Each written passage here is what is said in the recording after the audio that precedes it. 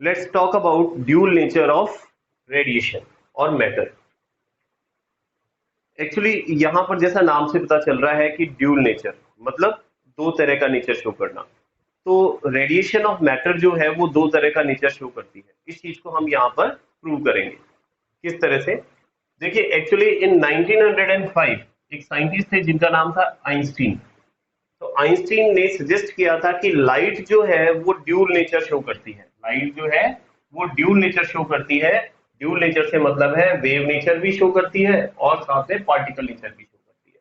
मतलब लाइट जो है वो वेव की तरह तो मूव करती ही है, साथ ही साथ एक पार्टिकल की तरह भी मूव करती है। दोनों तरह का नेचर लाइट शो करती है। ये आइंस्टीन ने सबसे पहले 1905 में बताया।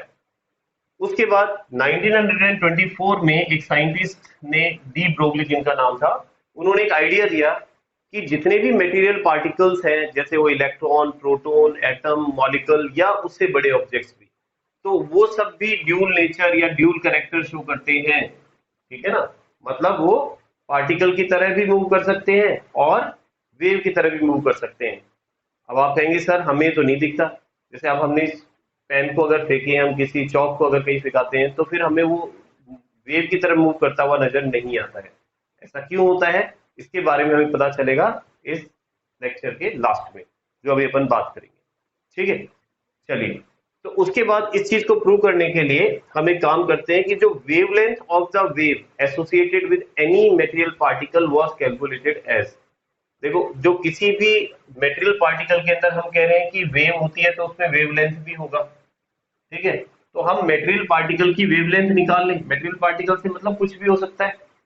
ठीक है ना? कोई ऑब्जेक्ट भी हो सकता है, एटम हो सकता है, मॉलिक्यूल हो सकता है। तो वो जो है वो वेव नेचर शो करते हैं, तो उनकी वेव को अपन उससे कैलकुलेट करेंगे। ठीक है, रिलेट करेंगे, सॉरी। ठीक, किस तरह से? तो यहाँ पर हम एक एग्जांपल लेते हैं कि अगर मैं फोटोन की बात करता हूँ, जैसे लाइट फोटोन है। लाइट में फोटोन के पार्टिकल्स होते हैं। तो फोटोन की अगर हम एनर्जी की बात करते हैं तो आइंस्टीन ने, सॉरी, प्लांक ने एक क्वांटम थ्योरी में बताया था कि जो एनर्जी होती है फोटोन की वो एच न्यू के मल्टीपल में होती है। मतलब जैसे एन एच न्यू, उसने फोटोन को बताया, तो वहाँ एन की वैल्यू चेंज होती रहती है। तो हम ये कह सकते हैं कि एनर्जी जो है वो एच न्यू के बराबर है। ठीक है, लेकिन जो आइंस्टीन थे उन्होंने बताया था कि जो एनर्जी होती है वो एम सी स्क्वायर के इक्वल होती है। आइंस्टीन के अकॉर्डिंग अगर किसी भी मटेरियल की या पार्टिकल की जो एनर्जी है वो एम सी स्क्वायर के इक्वल है। अब क्योंकि दोनों ही एनर्जी को एक्सप्रेस कर रहे हैं, अगर मैं एक पर्टिकुलर फोटोन की बात कर रहा हूँ, तो अगर मैं फोटोन को वेव मानता हूँ, तो वेव मानते हैं तो उस कंडीशन में वहां पर उसके लिए अपन फ्रीक्वेंसी और वेवलेंथ यूज में लेते हैं। तो मैं E equals to M C square मान रहा हूँ, और यहाँ पर मैं उसको एम, उसका मास कंसिडर करके और फिर उसके पार्टिकल नेचर मानते हुए ई, उसकी एनर्जी जो है उसको एम सी स्क्वायर कंसिडर कर रहा हूँ।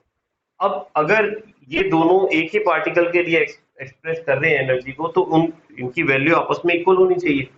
ठीक है, अब हमें पता है कि फ्रीक्वेंसी जो होती है, न्यू फ्रीक्वेंसी, ये होती है सी अपॉन लेमडा। अब सी क्या है? Speed of light.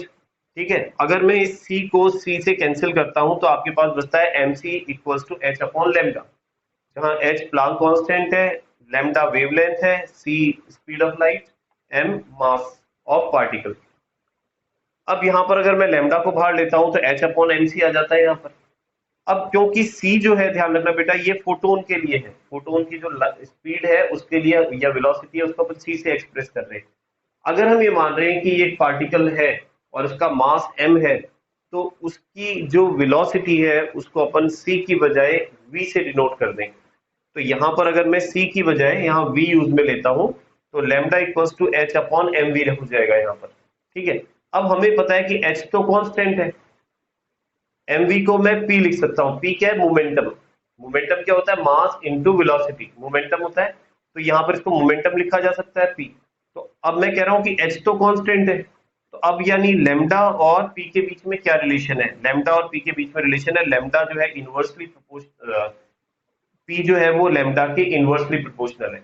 यानी अगर हम ये कहें कि मोमेंटम बढ़ता है तो लेमडा वेवलेंथ घटने लग जाएगी, डिक्रीज हो जाएगी। तो मोमेंटम में मास भी आ रहा है, तो मास से भी अपन इसको रिलेट कर सकते हैं कि अगर मास बढ़ता है तो वेवलेंथ कम, और अगर मास कम होगी तो वेवलेंथ ज्यादा। अब यहाँ वो बात आ जाती है जो मैंने बिगनिंग के अंदर की थी आपसे, कि जो बड़े ऑब्जेक्ट्स होते हैं, ठीक है ना, बड़े पार्टिकल को के रूप में अगर अपन उसको कंसिडर करते हैं, तो वहां पर हम कह रहे हैं कि वो पार्टिकल नेचर भी शो कर रहे हैं, वेव नेचर भी शो कर रहे हैं, फिर हमें उनका वेव नेचर क्यों नहीं नजर आ रहा? तो यहाँ पर आप एक चीज समझे कि अगर मैं इस एम की वैल्यू, एम यानी मास, मास को इंक्रीज करता जाऊंगा, तो आप देख सकते हैं कि लैम्डा की वैल्यू कम हो जाएगी, यानी वेवलेंथ कम हो जाएगी। तो वेवलेंथ जितनी कम होगी, मतलब बड़े पार्टिकल के लिए वेवलेंथ इतनी कम हो जाती है कि वो नेग्लिजिबल हो जाती है, it can not be observe, उसको ऑब्जर्व नहीं किया जा सकता। जबकि जो सब एटॉमिक पार्टिकल्स होते हैं, जैसे इलेक्ट्रॉन, प्रोटॉन, न्यूट्रॉन वगैरह, तो ऐसे जो पार्टिकल्स होते हैं, सब एटॉमिक पार्टिकल्स, जिनका मास बहुत कम होता है या नेग्लिजिबल होता है, तो उनकी जो वेवलेंथ होगी वो बहुत हाई होगी। तो उस केस में हम लोग इलेक्ट्रॉन वगैरह के लिए जो उसकी वेवलेंथ है उसको नेग्लेक्ट नहीं कर सकते, क्योंकि इसकी जो वैल्यू होगी वेवलेंथ की, वो नेग्लिजिबल नहीं है, वो कंसिडरेबल है, उसको आपको कंसिडर करना पड़ेगा।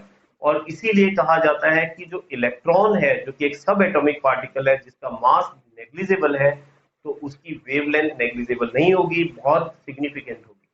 ठीक है, तो हम किसी भी टाइम पर जो इलेक्ट्रॉन है उसको वेव की फॉर्म में कंसिडर करें या पार्टिकल की फॉर्म में, क्योंकि इससे पहले आप जैसे पढ़ चुके हैं, कैथोड रेज की स्टडी की थी आपने, और आपने कहा था कैथोड रेज जो है वो इलेक्ट्रॉन से मिलकर के बनी होती है। तो कैथोड रेज तो हम रे कह रहे हैं, तो नेचुरल है कि वो वेव की तरह बिहेव करेगी।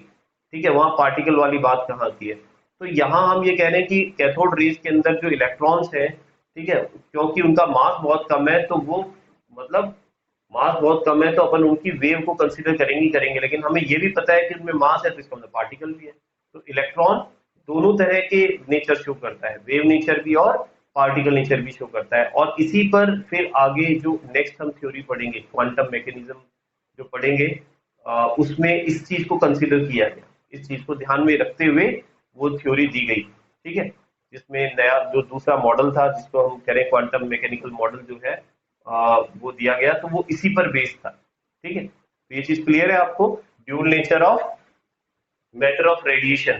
ठीक है, तो इनके डबल नेचर को ये शो करता है। बाकी देखते हैं नेक्स्ट वीडियो में।